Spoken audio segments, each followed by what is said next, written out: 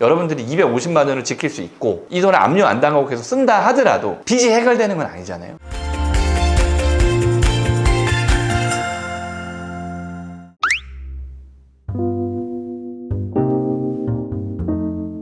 지난 시간에는 2026년에 그 2월 1일에 새롭게 생기는 생계비 통장, 정확한 명칭은 모르겠습니다. 왜냐면 법이 바뀌는 거기 때문에 법에서 어떤 이 통장에 이름을 지어주는 건 아니잖아요. 근데 이제 보통 생계비 통장이라고 하는 것 같더라고요. 이 생계비 통장에 대해서 간단한 것들, 여러분들이 궁금해할 만한 것들을 설명드렸어요. 이번 시간에는 개인회생 파산을 준비하시는 분들이 이 생계비 통장을 만들었을 때 어떤 그 관계들이 있을 건지 요거에 대해서 전문 변호사의 입장에서 조금 더 자세하게 설명을 드릴게요. 채무자가 개인회생 파산 신청 중에도 이 계좌를 개설하고 이용할 수 있나요? 네. 여러분들 개인회생 파산을 하면서 되게 오해하시는 것들 중에 내가 회생 파산을 하면 완전히 직장도 이제 더 이상 못 다니고 통장도 못 만들고 완전히 그냥 거지처럼 막 이렇게 살아야 된다? 전혀 그렇지 않습니다. 그 의뢰인들 나와가지고 찍는 영상들이 있잖아요. 이 회생의 고수 프렌즈 보면은 대부분 금지명령 이후에 너무나 만족스러운 삶들을 계속 살고 계세요. 물론 이제 매달 변제하는 게 쉽지는 않겠죠. 근데 다만 추심 안 당하고 통장 내가 내 마음대로 쓸 수 있고, 그리고 여러분들이 항상 저 또 상담할 때 여쭤보는 게 회생 파산하면 통장 만들 수 있어요? 만들 수 있어요. 만들 수 있어요. 마이너스 통장 못 만들고 내가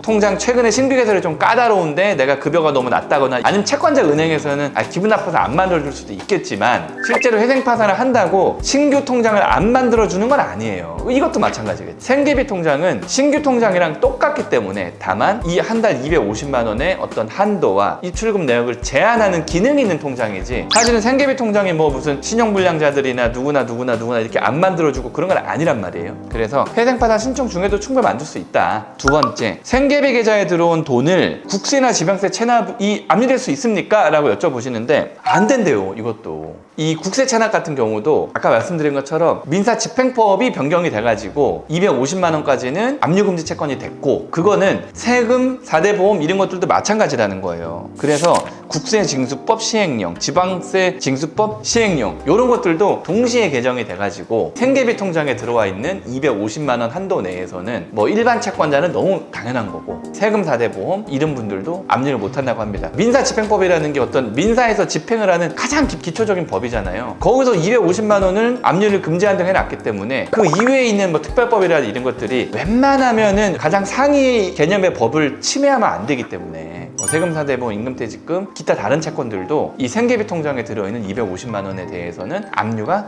금지될 거다. 아시겠죠? 그 다음에 보험 해약 만기 환급금도 한도가 상향된다고 하는데 맞나요? 맞아요. 개인회생이나 파산할 때 청산 가치를 우리가 따질 때 보험 해지 환급금에서 150만 원을 빼거든요. 근데 그게 이제는 250만 원으로 변경됐대요. 그래서 사실은 회생 파산 하시는 분들 중에 장기간 보험료를 계속 적립하고 계신 분들이 많이 없어요. 해지 환급금이 1000만 원, 500만 원 이렇게 나오시는 분들도 덜어 있단 말이에요. 그분들도 청산 가치에서 앞으로 한 100만 원 정도 더 이득을 본다. 그 다음에 이 예금에 갖고 계신 분들도 185에서 250만 원 빼주고, 이 보험 해지 환급금도 150에서 250으로 빼주고, 그래서 내가 가지고 있는 어떤 현금성 자산, 그러니까 환가할 수 있는 자산이 500만 원 정도 빠지는 거예요. 생계비 계좌에 압류가 들어온다면 변호사로서 어떤 조치를 해야 되나요? 압류가 안 들어올 건데 무슨. 근데 예외적으로 보세요. 우리가 지난번에 민사집행법상의 압류금지 채권이 185만 원인데 모든 채권에 압류가 들어가고 사후적으로 내가 풀어야 된다 그랬잖아요. 생계비도 만약에 그런 일이 발생을 한다면 변호사가 가가지고 압류금지 채권 범위 변경 신청을 하면 되겠죠.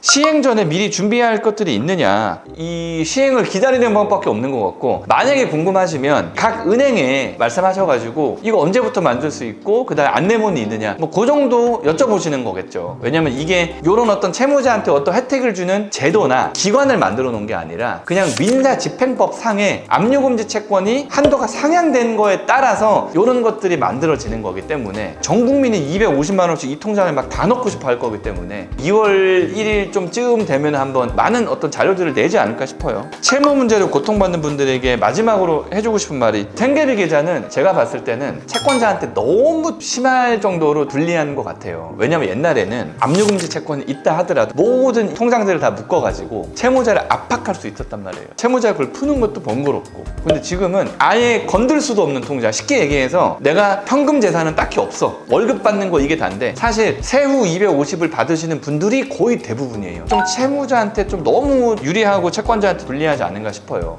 다만 여러분들이 250만 원을 지킬 수 있고 이 돈을 압류 안 당하고 계속 쓴다 하더라도 빚이 해결되는 건 아니잖아요. 그냥 내가 이 돈을 안 뺏긴다는 거지, 250만 원을. 그러니까 이전보다는 좀 숨을 좀 쉴 수 있으시겠지만 기본적으로 여러분들의 빚이 해결되는 건 아니고 여러분들의 신용불량 상태, 장기연체 상태가 계속 지속될 거기 때문에 이런 제도가 나왔다고 해서 이 제도의 어떤 장점만 보고 이 신용을 회복하거나 아니면 빚을 해결할 수 있는 능력을 등한시하시는 것보다는 요거는 요거대로 여러분들 혜택을 받으셔서 내가 250만 원 정도는 지키면서 최소한의 어떤 생계비로 내가 써야 되겠다 라는 어떤 그런 걸로만 활용을 하시고, 그 다음에 회생이 필요하신 분들, 파산이 필요하신 분들은 얼른 신청하셔가지고 뭐 워크아웃이나 뭐 새출발이나 여러분들한테 유리한 제도들을 얼른 신청하셔가지고 채무를 정리하는 게 이 정도 조언을 마지막으로 좀 드리고 싶어요. 오늘 생계비 계좌에 대해서 알아봤고 궁금하신 게 있으시면은 이건 뭐 변호사 영역은 아니기 때문에 한번 알아서 챗GPT나 이런 것 좀 재미나는 거 알아보시고, 그래도 뭐 궁금한 게 있으시면 댓글 남겨주시면 제가 찾아가지고 답변 드리겠습니다.